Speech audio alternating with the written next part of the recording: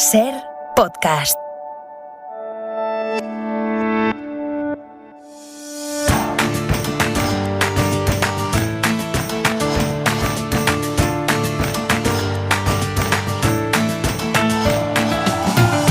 Las 4 de la tarde y 6 minutos, 3 y 6 en Canarias. Saludos, señoras, señores, ¿qué tal? ¿Cómo están? Muy buenas tardes. Abrimos aquí esta ventana en la que, como siempre, además hoy es viernes y tenemos unidad de vigilancia. Está con nosotros Isaías Lafuente. Isaías, ¿qué tal? ¿Cómo estás? Hola, buenas tardes, Roberto. Buenas tardes, Francino, que hoy no viene Nieves con Costrina, no se vaya a sentir solo el hombre. Eso es. Además, estaba yo tentado de hacer un guiño. Sabes que Esther Bazán siempre acaba el boletín diciendo y sigue la ventana con, en su momento Francino, dice con Roberto. Sí. Bueno, diré que queda muy poquito para escuchar cerrar un boletín a Esther Bazán diciendo empieza la ventana con Francino. Mira qué bien. Hasta ahí puedo leer. Yo echo de menos cuando Esther Bazán decía con Carlas Francino y su equipo. Y su equipo, vale. Sí. Pues yo creo que tenemos que recuperar las buenas costumbres. Pues seguro que será con Carlas Francino y su equipo enseguida. Y con Rafa Vila San Juan, siendo viernes. Rafa, ¿qué tal? Buenas tardes. Buenas tardes. Y ¿Cómo bueno, estás? Por supuesto con ganas de escuchar a Carlas pero vamos, que encantado, Roberto, con todo lo que has hecho durante todo este tiempo, pero es verdad que a Carlas, que ha pasado un periodo pues difícil, pues esperamos que vuelva pronto. Mira, lo echamos de menos, pero cada vez lo vamos a echar menos de menos porque será una realidad ya. No, quería decirle a Rafa que el Resistiré, que tanto pusimos en la ventana durante el confinamiento, yo creo que es una canción muy apropiada para Roberto Sánchez. Bueno, vamos a lo que toca hoy, Rafa Vila San Juan, que te he leído en el periódico de Cataluña. Ayer estuvimos pensando toda la tarde en ti, porque no sé si tú te esperabas, augurabas una decisión, un movimiento así como el de Biden, o parecido o similar, porque claro, te he leído como subrayabas que ha pillado a medio mundo con el paso cambiado. Me estoy refiriendo a su anuncio sobre la necesidad, idoneidad de que se liberen las patentes de las vacunas. Eso ha pillado a medio mundo, por decir a todo el mundo con el paso cambiado, y les ha forzado a moverse, dices tú, a China, a Rusia, a nosotros, a Europa, ¿no, Rafa? Sí, no lo esperaba, no, para nada, porque además este tipo de movimientos son tan políticos, tan, dan sensación de que se quiere que cambien las cosas, que en ese sentido parecía difícil en tanto en cuanto la industria farmacéutica normalmente está en estos países y por lo tanto son estos países los que consideran que puede haber riesgos, ¿no? Lo que pasa es que hay que matizar y mucho. Este movimiento es un movimiento que lanza una señal al mundo, que obliga y que presiona a la Unión Europea en estos momentos, pero que al mismo tiempo lo que está diciendo es: no queremos romper un sistema porque no tenemos uno alternativo, pero queremos que se fuerce a que ese sistema funcione mejor.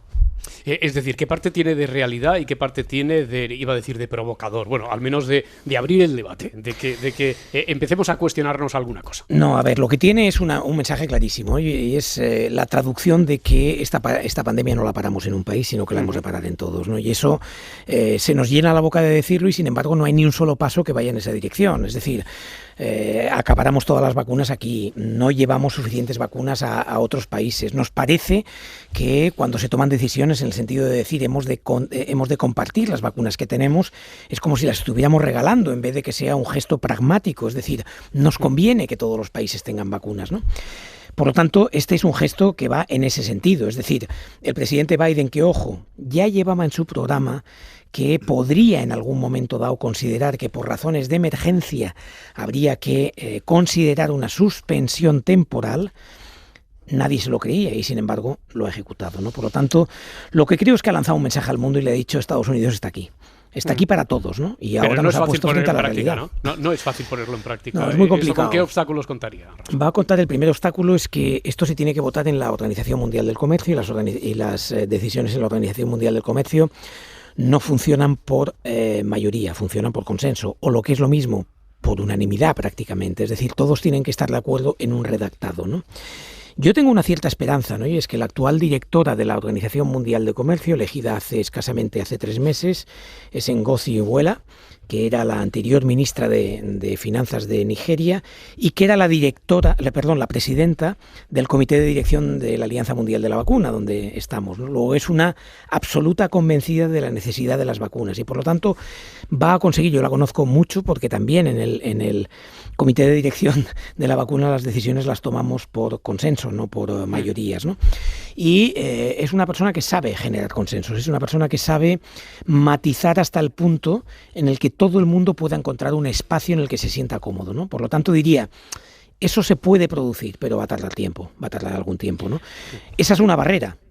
Otra cosa es que una vez conseguido la suspensión temporal, ¿cuánto podemos incrementar la producción? Porque aquí hay dos cosas que son completamente diferentes. El sistema de innovación, el sistema por el cual se hacen nuevas vacunas, nuevos medicamentos, nuevos diagnósticos, ese sistema funciona, pero solo en una parte, que es que tiene un retorno. Es decir, la protección que te da una patente te da un retorno económico. Ahora bien, tiene algún problema, que es que no siempre responde a las prioridades de salud pública. Y eso es lo que hay que mejorar, ¿no? Esa es una reforma que tiene largo recorrido. Otra cosa es que necesitamos para tener más vacunas. Y junto a esta suspensión lo que necesitamos es que haya transferencia de conocimiento. ¿Por qué? Porque los países en donde se quiere producir más, en estos momentos hay muy poquita capacidad para asumir estas vacunas tecnológicamente tan avanzadas. Capacidad tecnológica, ¿no? Porque he leído que adviertes, a ver, no son compuestos químicos como la mayoría de medicamentos, sino que aquí estamos hablando de compuestos biológicos y eso requiere de una preparación y una predisposición técnica y de infraestructura que a lo mejor no está al alcance de todos los países, ¿no? Y unas cadenas de producción, efectivamente, que tecnológicamente requieren un conocimiento completamente diferente. Digámoslo de otra manera, si esta suspensión temporal se dijera que es para vacunas y medicamentos, los medicamentos sí que es muy fácil de copiar, porque son compuestos químicos. Rafa, ¿y hay algún riesgo de que alguna organización delincuente o algún estado delincuente, o no delincuente, sencillamente que, digamos, sea con el conocimiento que ahora mismo protege la patente y se dediquen a fabricar y se dediquen a hacer negocio con el conocimiento que han construido otros? Bueno, aquí vamos a diferenciar. Si es delincuente y está fuera de la ley, lo puede hacer exactamente igual, haya o no haya patente. Es decir, si alguien quiere saltarse la ley y se la salta abiertamente, podría intentar copiar, porque lo que al final te permite una suspensión es copiar. Es decir, oiga, esta vacuna usted la puede copiar y nadie le va a perseguir legalmente. Claro. Pero estamos diciendo que hay países que no tienen, estamos diciendo que hay países que no tienen la capacidad tecnológica y organizaciones criminales sí que van a tenerla, Rafa. No lo creo. Es decir, vamos a ver, esto es como un poco con diferencias, pero como tecnología nuclear. ¿Todos los países pueden tenerla? No todos los países pueden tenerla porque requiere pues de un avanzado sistema y requiere de tiempo, sobre todo, ¿no? Para tener todo un proceso. Lo que sí podría ser, es decir, yo de la misma manera, y en la tribuna de hoy lo explico, y en otros medios también lo he explicado, y lo explico aquí, ¿no? A corto plazo no va a aumentar dramáticamente la producción de vacunas. A corto plazo lo que va a producir es que haya, de alguna manera, es un pinchacito a los laboratorios para decirles, empezar a compartir conocimiento y tecnología y podremos producir a medio plazo en esos otros países. Si vosotros compartís conocimiento, nosotros pondremos el resto para que esto pueda ser posible. Y eso genera beneficios también para la industria farmacéutica, porque estas empresas nuevas, estos productores nuevos en estos países, compartirán los beneficios de la patente, es decir, del conocimiento que les transfieren, ¿no? Teniendo en cuenta además que es temporal, es decir, que dentro de cuando se acabe la pandemia, esto acabará, ¿no? Por tanto, yo lo que digo es un gesto, es un paso en el buen sentido, tiene que ir acompañado al menos de otros dos pasos, si no, no servirá de mucho. La primera, forzar a que haya transferencia de conocimiento. Y la segunda, como vamos a tardar un tiempecito, es decir, como para que esto se ponga a funcionar, si se aprueba finalmente, vamos a ver qué pasa con la Unión Europea, que es donde puede haber más reticencias en estos momentos, más que en China, que en Rusia, que en otros países. Si esto se acaba aprobando, finalmente, pues tardará 6, 8 meses, ¿no? En que empiece a tener algunos efectos de producción en algunas zonas en donde no hay producción. Porque, ¿no? Mientras además, tanto, Rafa, esto no se hace por la vía del expropiese, ¿no? Quiero decir que lo que se le hace es al país o a las plantas, o el país que tenga plantas con capacidad de producción, tienen que como subarrendarle a la farmacéutica original, ¿no? La patente, y se le paga por ello también, ¿no? A la patente se le da una serie de beneficios, vale, tanto en cuanto transfiere algo de conocimiento. Si no transfiere conocimiento y es copia pura y dura, entonces con una suspensión, en teoría, no tendría por qué recibir nada. Pero si hay una transferencia de conocimiento, sí que puede compartir los beneficios que genere esa patente. Ahora bien, también os digo, nosotros en el Comité Internacional de la Vacuna estamos evaluando cuántas plantas puede haber alrededor del mundo que en estos momentos no estén produciendo y que podrían producir la tecnología que ha salido de las vacunas que tenemos, ¿no? ¿Y se sabe cuántas hay? Hay muy poquitas. Hay muy poquitas. Hay algo en Israel, hay algo en Pakistán, hay algo en Bangladesh, podría haber algo en México, en Brasil, pero Brasil ya está trabajando, por supuestísimo en India, pero en India ya está trabajando con licencias con patentes cedidas, en fin, toda una serie de cuestiones, ¿no? Por eso decimos, es poco y hace falta otra estrategia, que hay que empezar a convencer a la gente, porque yo me encuentro a la gente y me dicen, sí, hombre, ahora vamos a regalar vacunas hacia afuera. No estamos regalando nada, si es que la pandemia es global, si hasta que no la paremos en todo el mundo, claro, no conseguiremos pararla tampoco aquí. Luego, tenemos que empezar a compartir dosis con el resto del mundo. Te iba a preguntar, bueno, y después de que decaiga el estado de alarma este fin de semana, ¿qué? Pero no me respondas todavía, ya nos has dicho en alguna ocasión que desde luego ese escenario tú tienes la sensación de que nos aboca a un descontrol, que no es precisamente el mejor aliado para tener una herramienta común y eficaz para seguir luchando contra la pandemia, por si a alguien le queda la idea de que esto de que decaiga el estado de alarma es igual a ya lo hemos superado. No, mucho menos. Bueno, todavía no ha decaído, ya estamos viendo decisiones contradictorias entre sí, en diferentes territorios, en diferentes tribunales, así que primero, Isaías, sitúa la polémica, por favor. La polémica de Isaías Lafuente. Pues se veía venir y ya está llegando. El próximo domingo va a acabar el estado de alarma y a partir de entonces cada comunidad actuará como estime conveniente frente a un virus que no desistirá esa medianoche porque no suele leer los boletines oficiales. Dispondrán para hacerlo de una cobertura legal menguada que podrán reforzar si lo autorizan los tribunales superiores de justicia. Y en las primeras decisiones ya se intuye el sin Dios, porque hoy mismo el Tribunal Superior de Justicia del País Vasco ha echado por tierra justo las mismas medidas que han avalado los tribunales superiores de la Comunidad Valenciana y de Baleares, por ser idóneas, necesarias y proporcionales. Las fundamentales, el toque de queda y la limitación del número de personas que se pueden reunir en reuniones privadas. Es verdad que los gobiernos no satisfechos van a poder acudir al Tribunal Supremo acogiéndose al recurso de casación que ha habilitado el Gobierno para esta circunstancia.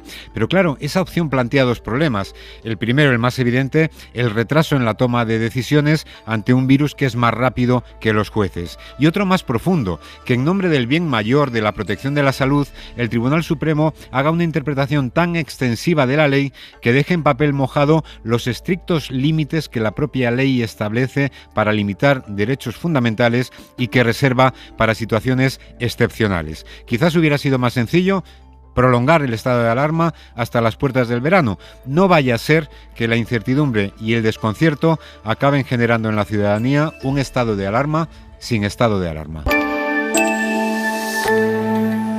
A ver, recordamos para no iniciados que Rafa Vila San Juan es director de análisis y desarrollo del IS Global y es miembro de la Alianza para la Vacunación. Rafa, ¿tú hubieras prolongado el estado de alarma? Pues no lo sé, lo que hubiera hecho es facilitar todas las capacidades que tengan las comunidades y el Estado para tomar las decisiones más coherentes. Es decir, en estos momentos estamos en un momento de posibles retornos. Es decir, la gente se piensa que ya hemos acabado y se piensa que con las vacunas está todo avanzado, ¿no? Pero bueno, tenemos bastantes incógnitas por delante. Entonces, sí que es verdad que podemos empezar a retirar barreras, sí que es verdad que se puede empezar a hacer algunas cosas que no se hacían y por lo tanto en ese dilema que hemos vivido entre economía y salud puede haber un poquito más de espacio para que la economía no se resienta tanto. Ahora bien, lanzar la idea de que esto va a depender de los jueces me parece absurda, en tanto en cuanto ellos no tienen consejos asesores que les digan qué es lo que se puede hacer, ¿no? ¿Se te ocurre algún epidemiólogo con quien pudiéramos charlar? Una voz cualificada, legitimada para... ¿Sí? Es trampa que me habéis dicho que viene un amigo y un compañero de trabajo. Que es Quique Bassat, ¿no? Que es Quique Bassat. Quique Bassat, ¿qué tal? Buenas tardes. Hola, buenas tardes. ¿Qué tal? Oye, me quedo con la frase de Isaías de que el virus no lee el boletín oficial, ¿verdad? No lee el boletín oficial, ni entiende de fronteras, ni de clases sociales, y por lo tanto, y no está ni mucho menos bajo control ahora mismo. Con lo cual tenemos que estar preparados para cuando vuelva, porque volverá, cómo mejor afrontarlo si no tenemos el paraguas del estado de alarma que nos permite establecer rápidamente medidas de prevención. Eso quiere decir que depende mucho de que nosotros continuemos en estado de alarma, personalmente, quiero decir, de la responsabilidad individual de cada uno de nosotros. Sí, el problema es que llevamos 14 meses apelando a la responsabilidad individual y hemos demostrado repetidas veces que no somos muy buenos en cuanto a responsabilidad individual, ¿no? Evidentemente con excepciones, ¿no? Pero ahora mismo estamos en una situación epidemiológica compleja, lejos de estar solucionada, con una incidencia acumulada en el país de unos 200 casos por 100.000 habitantes, y hubiera sido mucho más fácil y lógico, y todo el mundo lo hubiera entendido, hubiera levantado discusión seguro, porque en este país cualquier cosa levanta discusión, pero hubiera sido más fácil decir, prolongamos el estado de alarma un mes más, y vamos relajando las medidas en paralelo a la progresión positiva de las tasas de incidencia. Pero es que llevamos estancados varias semanas en las que no hay una mejora clarísima. Estamos ahí, claro. Sí, digo, sobre todo porque lo avalan los números, ¿no? Decías tú, estamos en una incidencia de 200, 202. Yo recuerdo que el estado de alarma se decretó para trabajar en intentar que la incidencia estuviera pronto en 25.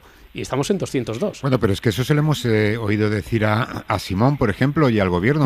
Cuando alguna comunidad ha abierto un poco más la mano, decía, no, hasta que no lleguemos a 50 por cada 100.000, no podemos hacer según qué cosas, ¿no? Y ahora de repente, pues a partir del 9 de mayo, con esta incidencia que nos acaba de recordar Kiko, pues se van a poder hacer, bueno, cada comunidad va a poder hacer sencillamente lo que quiera. Pero fíjate, y además Quique nos puede ayudar aquí a entender un poco más en términos epidemiológicos lo que significa, ¿no? En Valencia se va a tomar una serie de medidas, porque el juez ha decidido que lo que ha presentado el gobierno autónomo tiene sentido, ¿no? Y por lo tanto podemos cerrar, podemos limitar la capacidad de encuentros, en fin, toda una serie de cosas.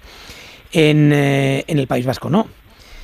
Pero con el estado de emergencia fuera, lo que significa es que, por ejemplo, de Barcelona a Valencia podemos viajar tranquilamente. Antes no podíamos, ¿no? Pues del País Vasco a Madrid y de Madrid a Valencia exactamente igual, o del País Vasco a Valencia, ¿no? Luego, ¿qué sentido tiene dejar en manos de jueces que van a aplicar la ley? No me cabe la menor duda, pero es que la interpretación de la ley no lleva un concepto de gravedad, de epidemiología, de saber qué puede pasar. Y lo que estamos es convirtiendo a cada español en un transporte. ¿Me equivoco o no, Quique? Totalmente acertada tu analogía, ¿no? Ahora mismo algunas comunidades están mejor que otras precisamente porque han sido capaces de seguir bien las recomendaciones. La Comunidad Valenciana es un buen ejemplo y el País Vasco es un mal ejemplo, o es un ejemplo muy diferente entre las dos comunidades de cuál es la situación variable. Si abrimos las fronteras entre comunidades o si permitimos la circulación libre, si lanzamos el mensaje de optimismo de que estamos tan bien que podemos suspender el estado de alarma, la gente interpretará que realmente estamos muy bien y que por lo tanto pueden medio olvidarse de todas las medidas de prevención que hemos ido machacándoles día tras día en estos últimos meses.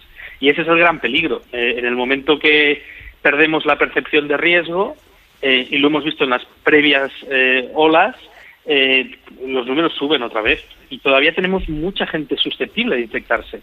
Hemos avanzado muchísimo con la vacunación, pero sigue habiendo más de la mitad de la población española susceptible de infectarse y eso es cancha libre para el virus, claro. Oye, tener tanta gente vacunada es una virtud evidente que no hay que explicar demasiado, ¿no? Pero también puede proporcionar una sensación equivocada de seguridad, porque nos habéis explicado un montón de veces, los epidemiólogos, Rafa, que efectivamente el ya vacunado, la enfermedad no le va a afectar, pero sí que puede ser transportador del virus. Esa sensación extraña de falsa seguridad puede tener efectos negativos. Sí, por supuesto que los puede tener. No sabemos mucho tampoco sobre la capacidad real de las personas vacunadas de infectarse. Se han dado casos, se han descrito bastantes casos de personas que estaban correctamente vacunadas y aún así se han infectado o se ha detectado el virus en su nariz, ¿no?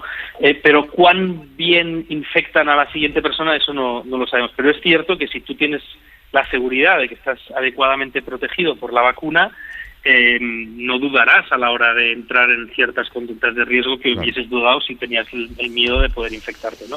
Y eso, por supuesto, que es otra barrera más a que consigamos controlar la transmisión de forma rápida. De todas las medidas que desaparecen el domingo, así de un minuto para otro, toque de queda, cierres perimetrales, reuniones familiares, ¿cuál es la más peligrosa? ¿O cuál crees que es la que sería necesario mantener, Quique? Ahora mismo es difícil decirlo porque no tenemos manera de saber qué aporta cada una de estas medidas de forma independiente, y además porque han estado aplicadas de forma conjunta, ¿no? Pero evidentemente lo que nos interesa es que haya el menor contacto posible entre personas susceptibles de infectarse en espacios donde la transmisión puede ocurrir, ¿no? Y probablemente el toque de queda, y más en esta época del año, es lo que facilitaba que a partir de una cierta hora del día ya no había gente en la calle, ya no había actitudes de riesgo visibles en espacios públicos, ¿no? Entonces, para mí esa es quizá la más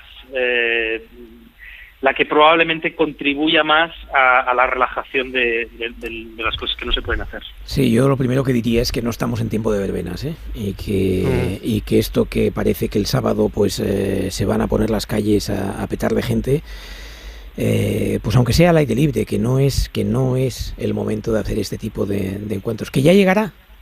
Y eso es lo que nos puede aportar la vacuna, lo que nos puede aportar cuando lleguemos al control de la enfermedad, que de momento estamos todavía lejos.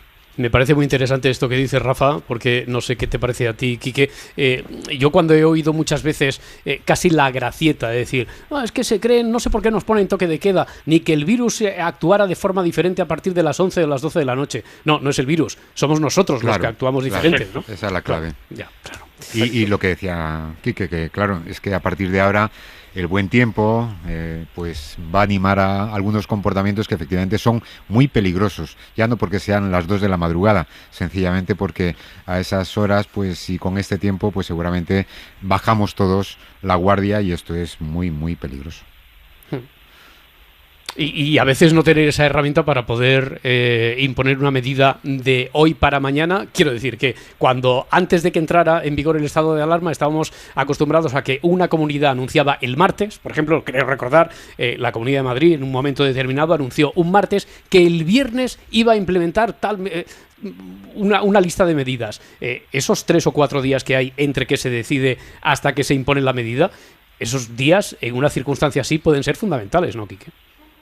Sí, lo son seguro, y si ahora tenemos que ir vía decisión judicial, evidentemente los tiempos se alargan y no tenemos el control de cuándo puede ponerse en marcha una determinada medida o no. Y además es que puede ser que los jueces decidan lo contrario, en contra del criterio técnico, porque lo ha dicho muy bien Rafa, los jueces no tienen comités asesores expertos en el tema que les digan si esto está bien o está mal. Ellos solo mirarán la vertiente jurídica de la propuesta que se haga. Sí, y en este momento eso no es suficiente. Y va a postillar, y además el reloj de los jueces, es una golosina para el virus, ¿eh? Ya, es claro, decir, o sea, mientras el otro va viajando, unos van pensando si ahora apelo al Supremo o no apelo al Supremo, o qué puedo hacer, ¿no? Es decir, esto es un poco, de alguna manera, nos pone frente a las dificultades de un sistema de gobierno, de un sistema que en estos momentos no está preparado para este tipo de emergencias. Por eso nosotros desde la mirada profana no acabamos de entender cómo nos deshacemos de una herramienta que puede ser muy práctica, muy eficaz y eficiente. Y que no obliga a nada, ojo, ¿eh? Ahí está, a eso iba Isaías, y nada. que no obliga a nada, no es obligatorio el restringir libertades ni nada de eso, sino que es una herramienta solo para por si hay que utilizarla. Y si la quieres utilizarla inmediatamente, que esa es la cuestión. Y quizá lo más grave es que sabíamos desde hace muchas semanas que este momento iba a llegar y no hemos sido capaces de ponerlo este momento en el contexto de la situación epidemiológica que ya digo que sigue siendo muy parecida a la de hace 4 o 5 semanas atrás. Eso es, y que ya vivimos los meses previos a el nuevo estado de alarma, que decae el domingo, y en el que pasó pues lo que estamos viendo ya que está pasando en estas primeras horas. Quique Bassat, epidemiólogo del IES Global, muchísimas gracias por atendernos. Gracias, buena tarde. Gracias a vosotros, buenas tardes. Quique, hasta luego.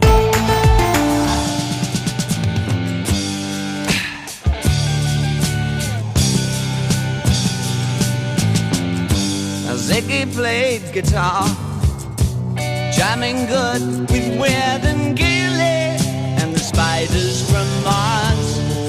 He played it left hand, but made it too far.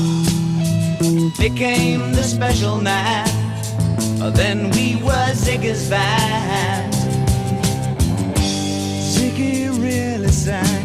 Screwed up eyes and screw down hairdo, like some cat from Japan. He could lick 'em by smiling, he could leave 'em to hang. Became on so loaded man, well hung in snow white tan.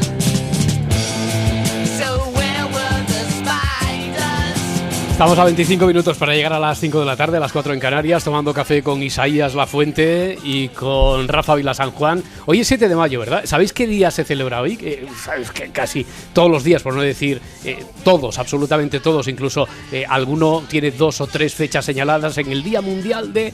¿Sabéis qué Día Mundial es hoy? A ver, sorpréndenos gratamente. Os sorprendo. Día Mundial de la Masturbación.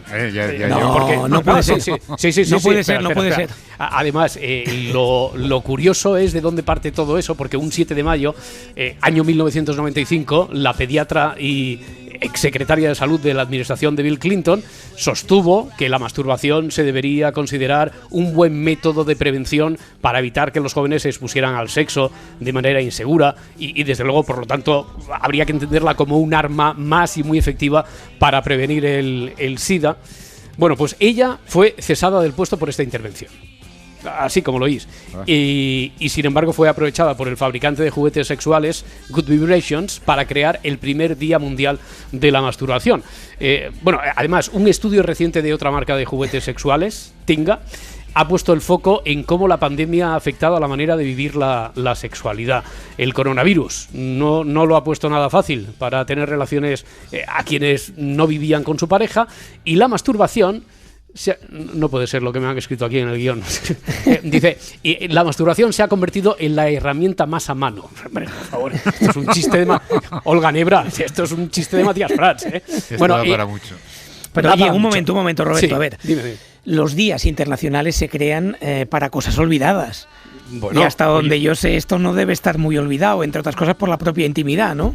Bueno, vamos a preguntárselo a una experta, a una sexóloga, socióloga, psicóloga, Lola Salinas. Doctora, ¿qué tal? Muy buenas tardes. Hola, buenas tardes, Roberto y demás tertulianos. Está olvidado, como decía Rafa, porque claro, la reivindicación estos de los días mundiales es para cosas que están olvidadas o en peligro de extinción. Esto no parece que sea así. O perseguidas. Pues claro. No, estoy de acuerdo. No está olvidado y luego, bueno, pues las marcas comerciales tienen sus estrategias comerciales. Otra cosa distinta es que este Día Internacional se haya dedicado por parte de algún organismo internacional, como la OMS, que se dedica a temas también de salud, y la salud sexual está dentro. Esto es como si dedicáramos un día internacional, yo que sé, a la alcachofa en vez de a la alimentación sana, ¿no?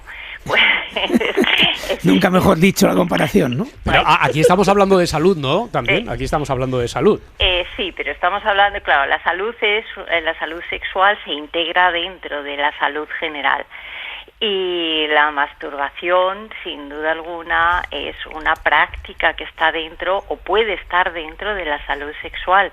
No necesariamente, todo depende de cómo se haga, cuáles son los objetivos, si integra o no integra a la persona en su actitud psicológica, emocional, social. Si integra todos estos ámbitos y los integra de una forma coherente, equilibrada, pues la masturbación es estupenda, espléndida, por muchísimas razones. Pero si no los integra, pues como puede ser en el caso de una masturbación compulsiva, o como puede ser en el caso de una masturbación que no es deseada, que no es con el consentimiento, ¿no?, sino que es abusiva, pues entonces no estamos hablando de salud sexual. Por eso es muy importante, consideramos, y desde luego considera la UNESCO y la Organización Mundial de la Salud y la UNICEF y todos los organismos internacionales que se dedican un poco a establecer lo que son los parámetros de una buena educación sexual para la población y sobre todo para la infancia, ¿no? Pues que no nos olvidemos de que la salud sexual tiene que ser integral, tiene que tener un amplio espectro donde se desarrolle, y por lo tanto tenemos que tener en cuenta ese bienestar, ¿no?, psicológico, biológico y social, los tres juntitos, no puede separarse. Es decir, el placer, masturbarse por obtener placer sin tener en consideración otros factores, pues no necesariamente nos lleva al bienestar, nos puede llevar pues a una satisfacción superficial o muy inmediata, pero no al bienestar. Lola, ¿el límite de lo compulsivo está en el número, en la frecuencia o en las circunstancias? En el hecho de que no puedas evitar en una circunstancia concreta, pues dedicarte a esto. Pues sí, lo has descrito muy bien. Está más es el conjunto de esas tres cosas, y sobre todo es que esa incapacidad para poder regularte, para poder tomar una decisión que sea coherente con las circunstancias, ¿no? Si no puedes evitarlo, como tú has mencionado, y resulta inconveniente, pues estamos hablando de una masturbación compulsiva, de una actividad sexual compulsiva, que estaría, en este caso, pues en contradicción con esa salud sexual, con ese bienestar sexual. ¿Y a eso le llamamos enfermedad sexual o enfermedad mental? Es decir, ¿eso es más de la salud mental, de estar bien psicológicamente, o es más de algo que sexualmente se pueda corregir, tratar, en fin? Es una cuestión psicológica. La sexualidad en realidad reside en nuestra psique, en nuestra psicología. Digamos que los órganos sexuales tienen, por así decirlo, un exceso de protagonismo en nuestra cultura occidental. Nos da la sensación de que el placer nos lo producen los órganos sexuales, mientras que el placer es una cuestión mucho más psicológica. Un ejemplo muy claro es que cuando nos acarician sin desearlo, eso no nos produce placer, nos produce aversión. Por lo tanto, el placer no está en el órgano sexual o en la caricia. El placer está en esa integración de consentimiento, deseo, libertad, respeto, y ahí es donde se puede producir el placer, la satisfacción y el bienestar. Volviendo a la persecución, desde luego no está perseguida, al menos en esta sociedad, en la nuestra, pero sí que es cierto que todavía tiene un estigma. Lo que yo me pregunto es si igual o más que cualquier otra consideración sexual. Quiero decir, hay una parte de nuestra educación que la ha tachado, y todavía algunos tuvimos oportunidad a lo mejor de ir a un colegio religioso donde estaba tachada de indigna, de fea, de un acto impuro. Era pecado, Roberto. Claro, pecado, pero que te amenazaba incluso con quedarte ciego, o que te salieran pelos y ese tipo de cosas. Quiero decir, esto acaba calando y todavía está impregnado, ¿no?, de ese tipo de tabú, la masturbación, o igual que cualquier otra consideración sexual.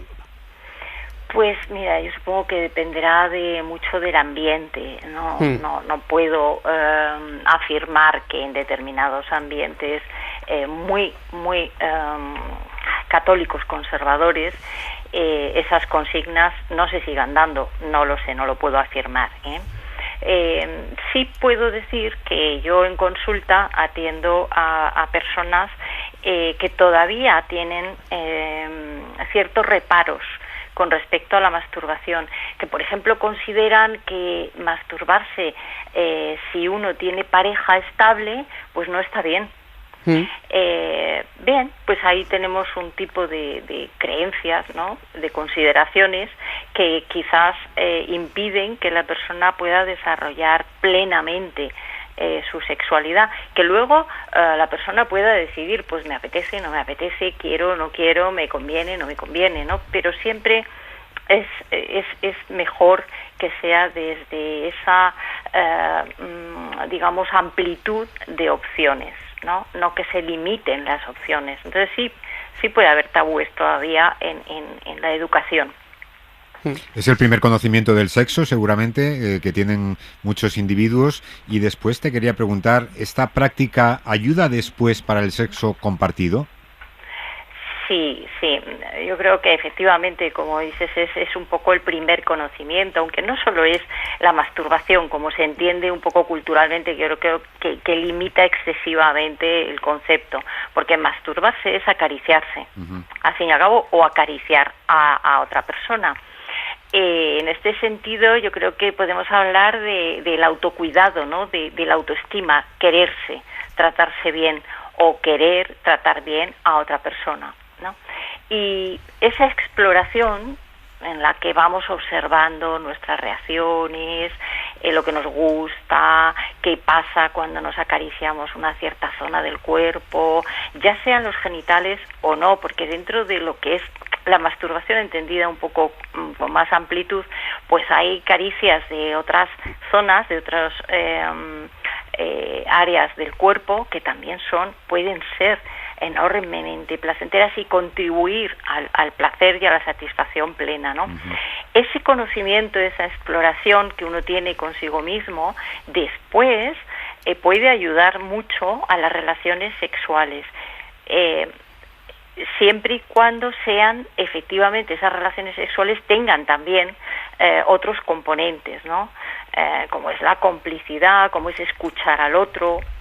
Lo mismo que hemos aprendido a observarnos a nosotros, a escuchar nuestro cuerpo, pues también conviene luego hacerlo con la relación de pareja. Entonces hay un cierto aprendizaje que puede ser muy positivo, ¿no? Previo a las relaciones sexuales. Sí, porque seguimos teniendo una idea muy reduccionista entonces de la masturbación, ¿no? Por todo eso que nos cuenta, y porque lo primero que nos viene a la mente es como un acto de intimidad individual y en soledad, ¿no? Cuando no es eso, no se limita a eso, claro. Claro, efectivamente, sí, no tiene por qué limitarse a eso, aunque sí es cierto que el primer aprendizaje del placer del propio cuerpo, el primer aprendizaje yo diría consciente, porque ojo, claro, todo lo que es el placer, el erotismo, todo esto se va aprendiendo desde que nacemos prácticamente. Las caricias que nos hace mamá o papá, ¿no?, en el cuerpo van despertando nuestra sensualidad, nuestra capacidad de disfrutar con esa caricia, ¿no?, con esas sensaciones a través de las terminaciones nerviosas. Entonces, todo ese proceso es un proceso que no es que empiece aquí y termine allá, ¿no? Y puede durar toda la vida, ¿no? Entonces, los juegos de masturbación, los juegos de caricia erótica, de sensualidad, de exploración de la sensualidad, pues lo que hacen es promover en realidad las habilidades de relación y de placer.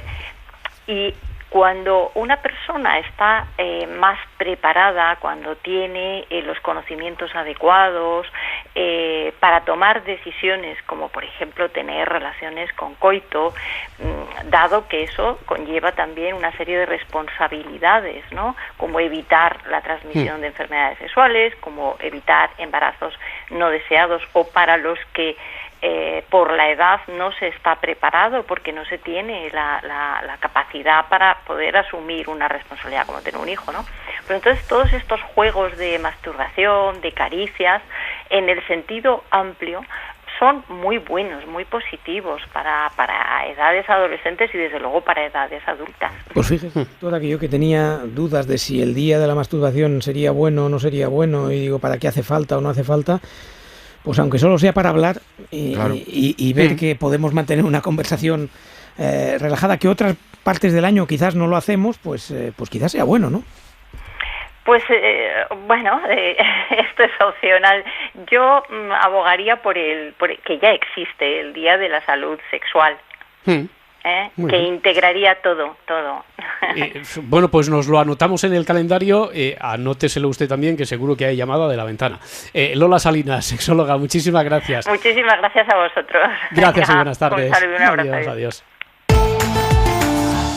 一座红墙窗外，一树梨花盛开，开满了黄苔，用好进这曲。 Bueno, esta tarde estamos que nos salimos ya no solo por los giros de guión, sino también por la música, ¿verdad? Alusiva a... Porque, atención, un cohete chino que fue lanzado al espacio el mes pasado va a caer sin control a la Tierra durante este fin de semana. ¿Hay motivo para alarmarse ahora que decae el estado de alarma? Bueno, a ver, según los cálculos realizados por los expertos, podría impactar en cualquier punto, pero en una amplísima zona de la superficie terrestre que incluye ciudades como Nueva York, París, Madrid, Barcelona... a ver... Lo que nos faltaba. Lo que nos faltaba. ¿Queda alguien que no esté a riesgo? Bueno, a ver si nos tranquiliza Javier Gregory, que es nuestro experto para estos asuntos, el hombre de la ciencia aquí en la cadena SER, porque, a ver, yo tengo entendido que no hay motivo para la alarma, porque la mayor parte del cohete se va a quemar al entrar en contacto con la atmósfera terrestre, y las piezas más resistentes tienen una alta probabilidad de caer en el mar. Sí. Esto es así, ¿no, Gregory? ¿Qué tal? Buenas tardes. Sí, buenas tardes. Pues sí, porque este mismo cohete, un cohete similar, mejor dicho, el año pasado tuvo el mismo problema que ha tenido este. Es un cohete larga marcha, ese fue el 4, este es el 5, y cayó en el Atlántico frente a las costas africanas, ¿no? Con lo cual prácticamente ni nos enteramos. Ahora nos hemos enterado más porque Estados Unidos, yo creo que tiene una guerra con China, con el tema de otros motivos, ¿no? Y quizá pues se han puesto un poco más quisquillosos en torno a este tema que en otras ocasiones. Hay que tener en cuenta que hay un montón de radares vigilando este cohete, entre ellos uno situado en la base aérea de Morón, en España, y que bueno, ya tenemos una hora más o menos aproximada de caída. ¿A qué hora? El último cálculo, esto es muy difícil porque la densidad de la atmósfera es muy diferente dependiendo de las horas, y también la velocidad del cohete es enorme, más de 24.000 kilómetros por hora, es decir, que da una vuelta a la Tierra cada 90 minutos, con lo cual es muy difícil. Pero bueno, el último cálculo es la madrugada del domingo sobre las 6 de la mañana, hora española. Ah, mira, pero que cante el gallo de Morón, entonces, que cante el gallo de Morón, ¿no? Pero yo decretaría toque de queda.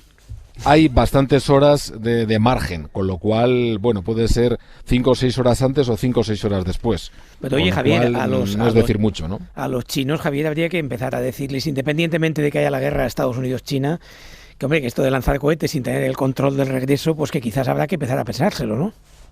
Pues sí, yo creo que es la gran cuestión, ¿no? De hecho, esto ha sido un fallo, ¿no?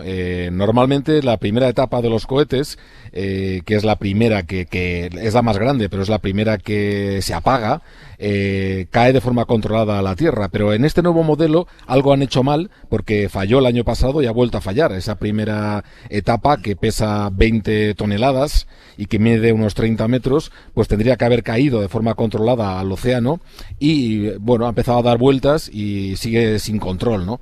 Y es el problema, pero... claro, los chinos también dirán que a los americanos les pasó esto en 1979 con la famosa estación espacial Skylab, que pesaba 77 toneladas, es decir, 3 veces más que este, y que se desintegró en los trozos más grandes cayeron en una ciudad de Australia, no pasó nada. Y también pasó a la Unión Soviética en el 77 con un satélite que era nuclear, tenía un reactor nuclear, se llamaba Cosmos 954, y que residuos nucleares cayeron en el norte de Canadá. Tampoco pasó nada grave, ¿no? Pero claro, sí, yo creo que estamos en el siglo XXI y estas cosas no deberían de pasar. Ya sabemos que es muy improbable, desde luego, como es improbable que te toque la lotería, pero de repente la lotería, pues para hacer que compremos, nos lanza la pregunta de ¿y si te toca? Bueno, vale, no va a caer en Madrid, pero ¿y si te toca? ¿Qué es lo que puede pasar? Pues bueno, la verdad es que el titular que algunos medios han dado de Madrid es, aparte de alarmista, es un poco egocéntrico, ¿no? Porque las mismas posibilidades hay de que caiga en Bilbao o en Sevilla, ¿no? Que en Madrid. No sé por qué han elegido Madrid, pero bueno, habría que mirárselo eso, ¿no? Al periodista que ha titulado así. Ahora mismo la franja es enorme. Mira, desde Nueva York al norte hasta Santiago de Chile al sur o Nueva Zelanda. Es decir, que es tan grande que prácticamente debería estar en alerta todo el planeta. Las posibilidades son muy pocas, como he dicho. El año pasado no cayó en el mar. El 70% de nuestro planeta es agua, con lo cual las grandes posibilidades es que caiga en el mar, ¿no? Está siendo ahora mismo controlado por radar, es decir, 8 horas antes, según los expertos, sí se sabrá dónde va a caer. Con lo cual, si el lugar es muy poblado, muy habitado, hay mucha gente, sí se podría lanzar algún tipo de alerta, esperemos que sí. Que se lance algún tipo de alerta un poquito más exacta, ¿no? Vale. Oye, hablando de cohetes, no solo este cohete chino es noticia, el próximo mes de julio hemos sabido que va a despegar también el cohete diseñado por la empresa espacial, la del multimillonario Jeff Bezos, ¿no? El de Amazon, el creador de Amazon, y será uno de los primeros en lanzar al espacio a turistas, pero de momento, ¿este será el primer vuelo tripulado de prueba, Javier? Sí, es un vuelo que la compañía se llama Blue Origin, y es un cohete con una nave diseñada especialmente para turistas espaciales, ¿no? Con unas enormes ventanas, que eso es es una revolución tecnológica en naves espaciales, porque claro, el vidrio es difícil, tienen que hacer un vidrio muy compacto, muy duro para resistir las altas fricciones con la atmósfera terrestre. Y bueno, yo no quiero ser pájaro de mal agüero, pero Virgin Galactic, que es otra compañía también de un multimillonario, de Ted Branson, lo hizo hace unos años con un vuelo tripulado, un sistema diferente, no se lanza por cohete, la nave se lanza desde un avión, de un tipo Boeing, y estalló con el piloto dentro y murió el piloto. Y en fin, ahora vamos a intentarlo otra vez. Esperemos que no pase nada, pero de hecho, si alguien quiere ir en este vuelo inaugural... ¿Cuánto cuesta? ¿Se venden billetes ya? Como este vuelo es de prueba y tiene bastante riesgo, van a sortear un billete. O sea, que no hace falta pagar nada. Puedes entrar en la página web de Blue Origin y van a sortear un billete para las personas que se presenten voluntarias. Si todo va bien, no han dicho todavía el precio, pero ya han salido a la venta 6 billetes para el primer vuelo, digamos... completo, ¿no? Ya no de prueba, y no han querido decir el precio, pero en el sector se habla de unos $250.000. Bueno, aquí yo tengo una amiga para 10 minutos en el espacio, porque son vuelos suborbitales, es decir, ni siquiera das una vuelta a la Tierra. Yo tengo una amiga, con lo cual, para 10 minutos, bastante caro sale el asunto. Rafa. Digo que tengo una amiga que pagó 500.000 euros, de hecho solo pagó 250.000, porque los otros 250 es cuando subes en el cohete del primer vuelo de Richard Branson, y bueno, no llegó a viajar, eso sí, claro. Todos los que habían pagado se pegaron unas farras tremendas porque se encontraban cada año hasta que se iba construyendo el cohete, pues una vez en Maldivas, la otra vez en Argentina, en fin, se iban viendo para ir comentando su viaje espacial, y creo que se lo han pasado muy bien, pero bueno, viajar no han viajado. Bueno, ya, pero te puedes permitir esas fiestas, desde luego, si tienes 500.000 para pagarte el billete, porque ahí no hay cierre perimetral, en el espacio, aquí no hay restricciones y parece que se puede hacer turismo espacial. De momento, eso es. Javier Gregori, que no nos pase nada. Ya hablamos el lunes, que será una buena señal, ¿de acuerdo? Estaremos atentos porque yo creo que no va a pasar nada. Lo ha dicho incluso Pedro Duque en un tuit hace poco. La gran parte de los equipos se van a quemar en las temperaturas de más de 1500 grados que hay al rozar, al atravesar la atmósfera terrestre, y los pequeños trozos esperemos que caigan en el mar o en zonas deshabitadas. Eso esperamos. Gregori, muchas gracias. Hasta luego, buenas tardes. Isaías, enseguida entramos en la unidad de vigilancia lingüística. Rafa, hasta la próxima semana. Hasta la semana que viene, un abrazo. Un abrazo, hasta luego.